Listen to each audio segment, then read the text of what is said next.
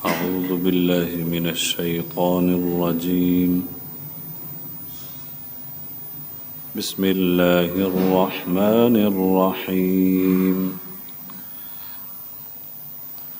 ليس بأمانيكم ولا أماني أهل الكتاب من يعمل سوءا يجز به ولا يجد له من دون الله وليا ولا نصيرا ومن يعمل من الصالحات من ذكر أو أنثى وهو مؤمن فأولئك يدخلون الجنة ولا يظلمون نقيرا. سورة النساء آیت نمبر 123 124. گزشتہ آیتوں میں شیطان کی پیدا کردہ جھوٹی آرزوؤں کا بیان تھا. آج کی آیتوں میں یہی بتایا جا رہا ہے کہ جھوٹی آرزوؤں سے،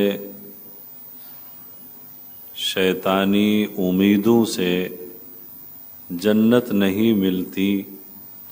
جنت حاصل کرنے کے لیے نیک اعمال ایمان کے ساتھ یہ ضروری ہے، یہ لازمی ہے. چنانچہ قرآن پاک کہتا ہے لیس بامانیکم ولا امانی اہل الکتاب، نہ تمہاری امیدوں پر دار و مدار ہے اور نہ ہی اہل کتاب کی امیدوں پر دار و مدار ہے، نجات کا، جنت کا، کامیابی کا. من یعمل سوءا یجز بہ، جو بھی برائی کرے گا، برا کام کرے گا، اس کی سزا پائے گا. تو جھوٹی آرزوؤں پر نجات اور کامیابی کا دار و مدار نہیں ہے. نجات اور کامیابی اعمال صالحہ کے ساتھ شرط ہے، مشروط ہے. بعض مفسرین نے لکھا ہے کہ مسلمانوں کا اور یہودیوں کا مکالمہ ہوا. یہودیوں نے کہا ہم افضل ہیں، اس لیے کہ ہمارا پیغمبر تمہارے پیغمبر سے مقدم ہے، ہماری کتاب تمہاری کتاب سے مقدم ہے، پہلے نازل ہوئی ہے، لہٰذا ہم افضل ہیں. ایمان والوں نے کہا ہم افضل ہیں اس لیے کہ ہمارا پیغمبر صلی اللہ علیہ وسلم وہ خاتم النبیین ہے اور ہماری کتاب آخری کتاب ہے. تو یہودیوں نے اپنی نسبت جوڑی حضرت موسیٰ علیہ السلام اور ان کی کتاب تورات سے، اور اپنے آپ کو افضل کہنے لگے. مسلمانوں نے اپنی نسبت جوڑی رسول اللہ صلی اللہ علیہ وسلم سے اور آپ صلی اللہ علیہ وسلم پر نازل ہونے والی کتاب قرآن پاک سے. تو اللہ تعالیٰ نے آیت نازل فرما دی کہ آرزوؤں سے، نسبتیں جوڑنے سے، اس طرح کی امیدوں سے کچھ نہیں ملے گا. ملے گا کامیابی، نجات، جنت ملے گی تو اعمال صالحہ سے ملے گی. تو جھوٹی آرزوؤں پر دار و مدار نہیں ہے. قرآن کریم کے مختلف مقامات پر یہودیوں کی آرزوؤں کا اور امیدوں کا اور وعدوں کا تذکرہ ہے. وہ کہتے تھے کہ بس ہم نے تو جنت میں ہی جانا ہے، نحن ابناء اللہ و احباؤہ، کہ ہم تو نہیں، ہم تو انبیاء کی اولاد ہیں، ہم نے تو جنت ہی جانا ہے،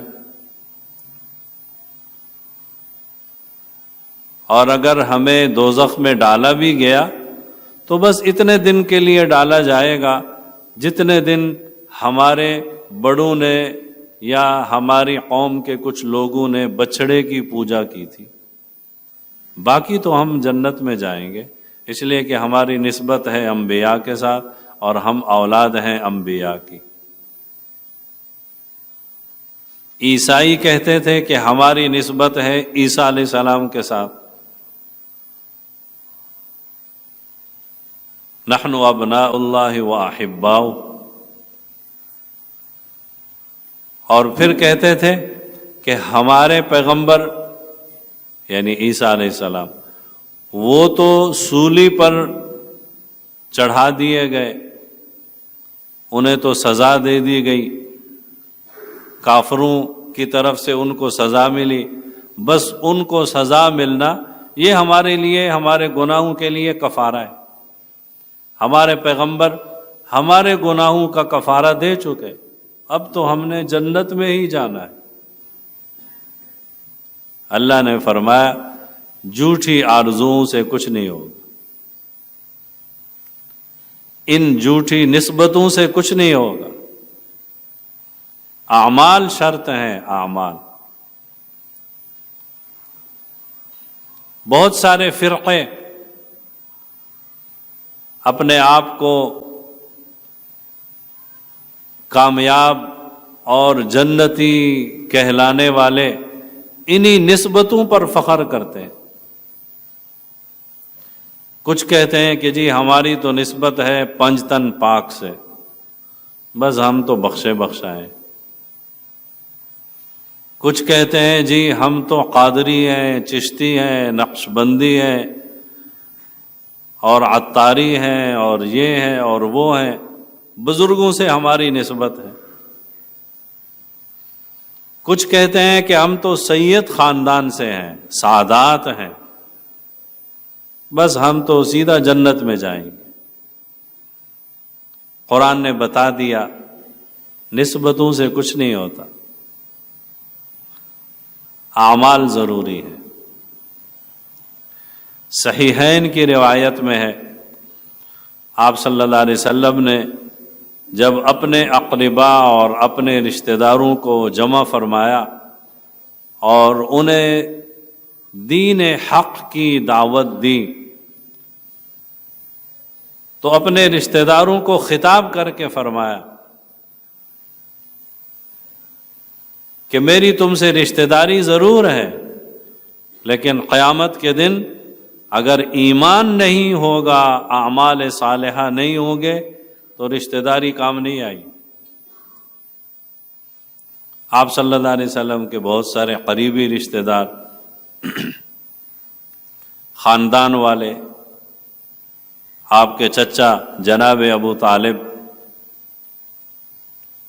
اور قریبی رشتہ دار قریش سردار بڑے بڑے، ابو جہل، ابو لہب، نسب میں، رشتہ داری میں، خاندان میں آپ صلی اللہ علیہ وسلم کے خاندان سے متعلق تھے، لیکن ایمان نہیں، اعمال صالحہ نہیں تو نسبتیں کام نہیں آئیں۔ صحیح بخاری کی روایت میں ہے کہ آپ صلی اللہ علیہ وسلم نے تو اپنی بیٹی فاطمہ سے بھی فرمایا، فاطمہ بیٹی، اس دنیا میں جو مجھ سے مانگنا ہے مانگ لے، آخرت میں میں تمہارے لیے کوئی کام نہیں آؤں گا، کوئی فائدہ نہیں دے سکوں گا۔ لیکن اس جملے کا مطلب یہ ضرور سمجھیں کہ آپ صلی اللہ علیہ وسلم کے یہ سارے ارشادات اس چیز سے متعلق ہیں کہ اگر ایمان ہوگا، اعمال صالحہ ہوں گے تو میری رشتہ داری کام آئے گی، سفارش ہوگی، لیکن اگر ایمان نہیں ہے، اعمال صالحہ نہیں ہے تو نسبتیں کام نہیں آئیں۔ حضرت نوح علیہ السلام کا بیٹا تھا، ونادى نوح ابنہ۔ حضرت لوط علیہ السلام کی اہلیہ گھر والی تھی، لیکن قرآن نے صاف اعلان کر دیا لیس من اہلک، ایمان نہیں ہے تو یہ آپ کے اہل میں سے، آپ کے اہل و عیال میں سے نہیں ہے۔ تو جھوٹی نسبتیں، جھوٹی آرزوئیں، جھوٹی امیدیں شیطان نے جو ہمارے دلوں میں ڈال رکھی ہیں، اللہ نے فرمایا لیس بامانیکم ولا امانی اہل الکتاب۔ اعمال کرنے ہیں، اعمال۔ پھر فرمایا نسبتوں اور آرزوؤں پر دار و مدار نہیں ہے، جو بھی برا عمل کرے گا اس کو سزا ملے گی۔ خدا تعالی کے قانون عدل میں سب برابر ہیں، جو بھی برائی کرے گا سزا ملے گی، جو بھی گناہ کرے گا سزا ملے گی، وہ چاہے پیغمبر کی اولاد ہو، اولیاء کی اولاد ہو، نیک لوگوں کی اولاد ہو، کوئی بھی ہو۔ من یعمل سوء، جو بھی برائی کرے گا یجزا بہ، اس کو سزا بھگتنی ہے، سزا ملے گی۔ حدیث شریف میں ہے، مختلف آیات، مختلف روایات ہیں، مختلف احادیث ہیں کہ جب قرآن کریم کی یہ آیت نازل ہوئی تو صحابہ رضی اللہ عنہم بہت پریشان ہوئے کہ جس نے بھی گناہ کیا اس کو سزا ملے گی۔ صحابہ رضی اللہ عنہم پریشان اس بات پر ہوئے کہ ہم میں سے کون ہے جس سے گناہ نہیں ہوتا؟ گناہ تو ہم سب سے ہوتا ہے، ہم انسان ہیں، خطا کرتے ہیں، گناہ کرتے ہیں، تو پھر تو ہم کو سزا ملے گی۔ بہت پریشان ہوئے صحابہ۔ حضور صلی اللہ علیہ وسلم سے عرض کی، عرض کرنے والوں میں حضرت ابو بکر صدیق رضی اللہ عنہ بھی ہیں۔ یا رسول اللہ، من یعمل سوءا یجزا بہ، جو بھی برا عمل کرے گا سزا ملے گی، ہم میں سے تو ہر ایک گناہ کر رہا ہے۔ تو آپ صلی اللہ علیہ وسلم نے حضرت ابو بکر رضی اللہ عنہ کو بڑے پیار سے سمجھایا، ابو بکر اللہ تمہاری مغفرت کرے، آپ کبھی بیمار نہیں ہوتے، آپ کو کبھی تھکاوٹ نہیں ہوتی، آپ کو کبھی غم، حزن، پریشانی نہیں ہوتی، آپ کو کوئی مشکل پیش نہیں آتی۔ تو حضرت ابو بکر صدیق رضی اللہ عنہ نے کہا یا رسول اللہ یہ سب کچھ ہوتا ہے۔ تو آپ صلی اللہ علیہ وسلم نے فرمایا یہی تو ہے اس دنیا میں گناہوں کی سزا۔ انسان سے گناہ ہو جاتے ہیں، پھر اس پر بیماری آئی تو اس بیماری نے اس کے گناہوں کو مٹا دیا۔ کوئی غم آیا، اس نے اس انسان کے گناہوں کو مٹا دیا، پریشانی نے مٹا دیا۔ مختلف احادیث ہیں۔ بعض روایات میں ہے کہ کسی مسلمان کو کانٹا چبھا، اس پر جو اسے تکلیف ہوئی یہ بھی اس کے گناہ کی سزا ہے، اس کی وجہ سے بھی سزا مل گئی، اس کا گناہ معاف۔ کانٹا چبھنے پر بھی گناہ معاف۔ اور ایک روایت پہ تو یہ بھی ہے، سبحان اللہ، اللہ کتنے مہربان ہیں اپنے بندوں پر۔ فرمایا ایک شخص نے جس کی قمیض میں، جس کے لباس میں دو جیبیں ہیں، ایک جیب یہ اور ایک جیب یہ ہے، تو اس نے کوئی چیز دائیں طرف والی جیب میں ڈالی۔ اب اس نے ڈھونڈنے کے لیے ہاتھ ڈالا بائیں طرف والی جیب میں، دیکھا اوہو جیب تو خالی ہے، پھر فوراً دائیں طرف والی میں ہاتھ ڈالا تو چیز مل گئی، لیکن پہلی بار جب اس نے بائیں طرف والی جیب میں ہاتھ ڈالا اور جیب خالی ہوئی تو تھوڑی دیر کے لیے اس کو جو پریشانی لاحق ہوئی ہے، اس پریشانی پر بھی اللہ اس کے گناہوں کو معاف فرماتے ہیں۔ اللہ اکبر، یہ کیا پریشانی ہے؟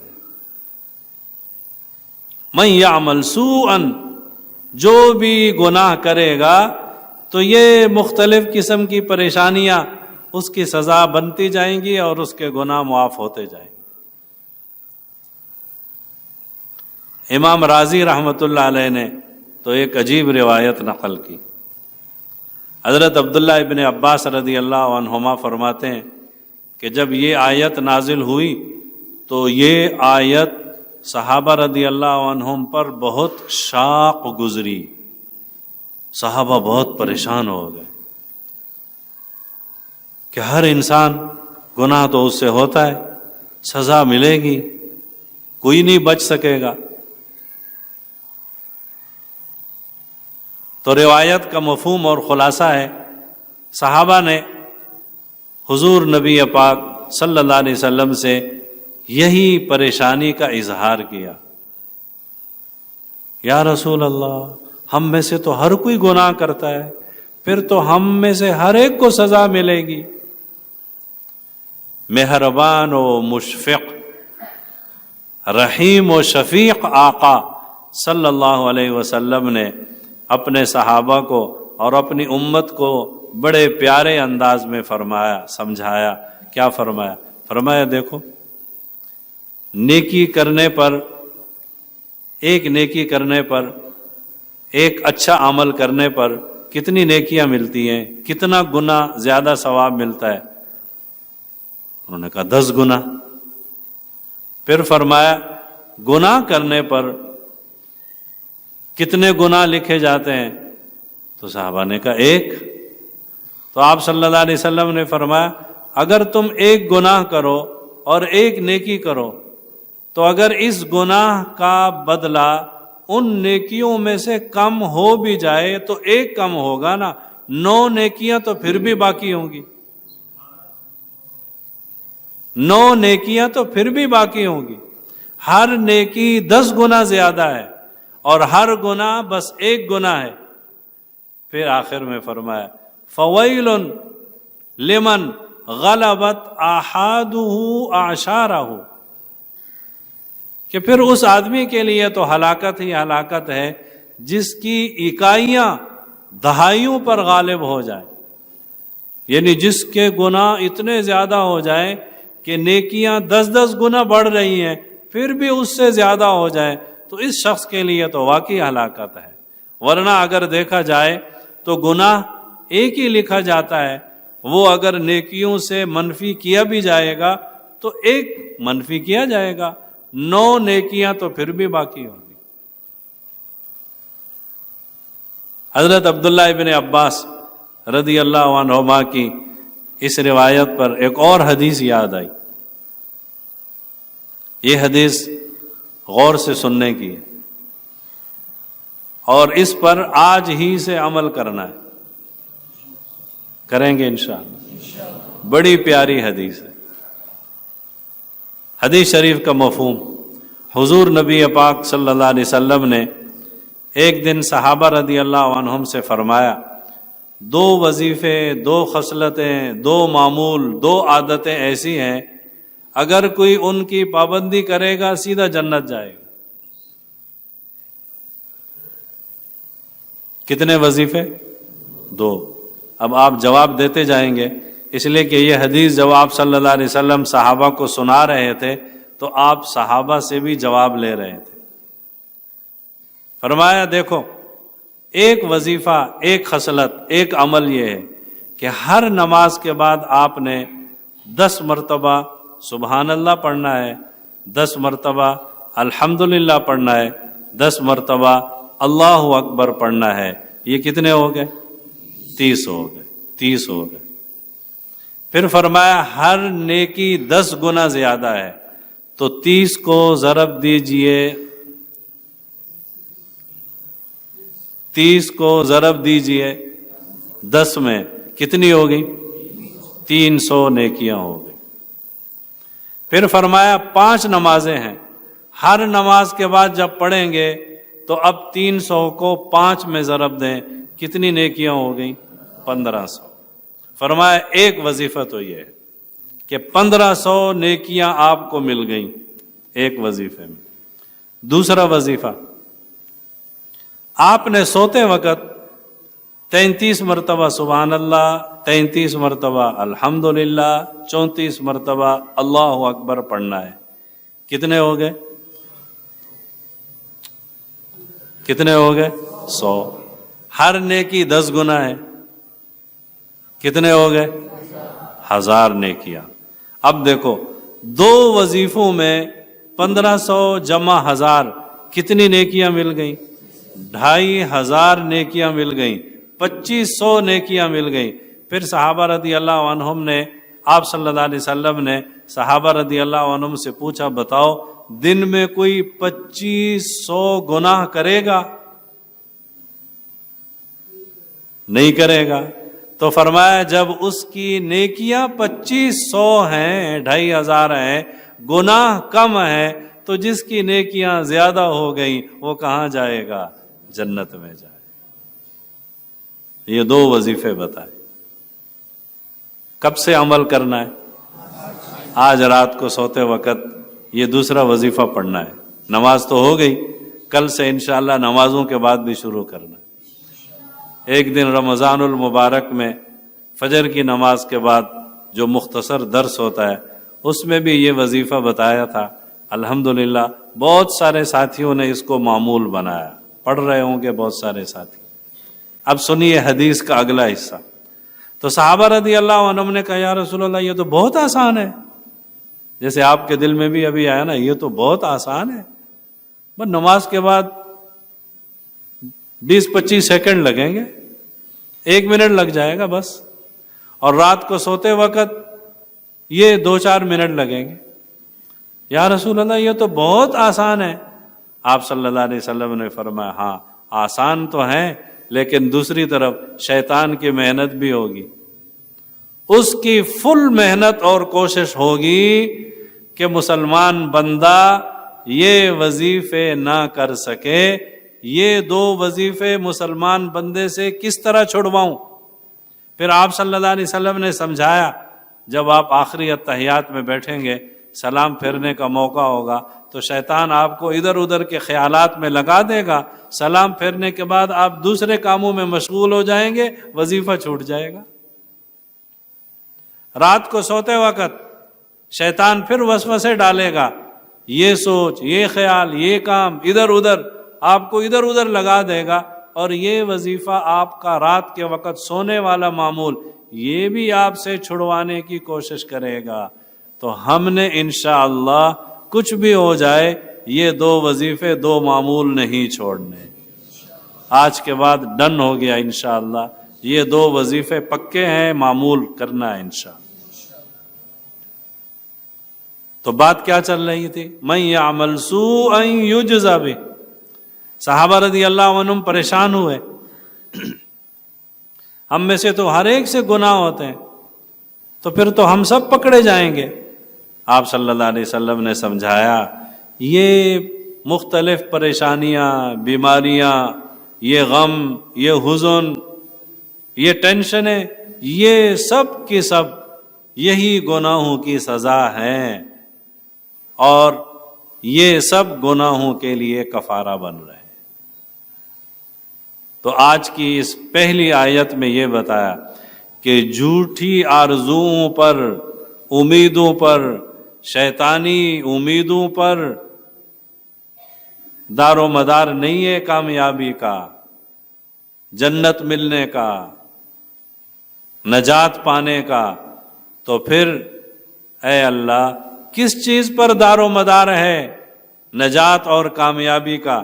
اگلی آیت میں اس کا ذکر آ گیا، وَمَن يَعْمَلْ مِنَ الصَّالِحَاتِ، جو بھی نیک عمل کرے گا، مرد ہو عورت، شرط یہ کہ وہ مؤمن، مومن ہو۔ مومن سے مراد ہے عقیدہ صحیح ہو. اعمال صالحہ کے لیے شرط ہے عقیدے کا صحیح ہونا. حضرت مسروق رحمت اللہ علیہ تابعی ہیں، وہ فرماتے ہیں کہ جب پہلی آیت میں اہل کتاب کا اور ایمان والوں کا دونوں کا اکٹھے تذکرہ آیا، لیس بامانیکم ولا امانی اہل الکتاب، تو اہل کتاب کہنے لگے ایمان والوں سے، ارے ہم دونوں برابر ہو گئے، ہم دونوں کا اکٹھے تذکرہ آ گیا، ہم تو دونوں برابر ہو گئے. تو اگلی آیت میں اللہ رب العزت نے فرمایا نہیں، برابر نہیں ہے. اعمال صالحہ ایمان کی حالت میں ہوں گے تو جنت ملے گی. اگر کوئی یہودی عیسائی ہے، عقیدہ غلط ہے، اس کے اعمال صالحہ میں کوئی کامیابی، کوئی نجات، کوئی جنت نہیں. وَهُوَ مُؤْمِنٌ. اعمال صالحہ کی قبولیت کے لیے عقیدے کا صحیح ہونا، موحد ہونا، صحیح العقیدہ ہونا، مومن ہونا، یہ شرط ہے. تو پہلی آیت میں فرمایا جھوٹی آرزوؤں پر نجات اور کامیابی کا دار و مدار نہیں ہے. دوسری آیت میں علاج بتایا، نجات اور کامیابی اور جنت وہ کیسے ملے گی؟ ایمان کی شرط، ایمان کے ساتھ اعمال صالحہ، مرد ہو یا عورت، جو بھی نیک اعمال کرے گا ایمان کی حالت میں، اللہ فرماتے ہیں یہ لوگ جنت میں جائیں گے اور ان پر ذرہ برابر بھی ظلم نہیں ہوگا. اللہ تعالی ہم سب کو عمل کرنے کی توفیق نصیب فرمائے.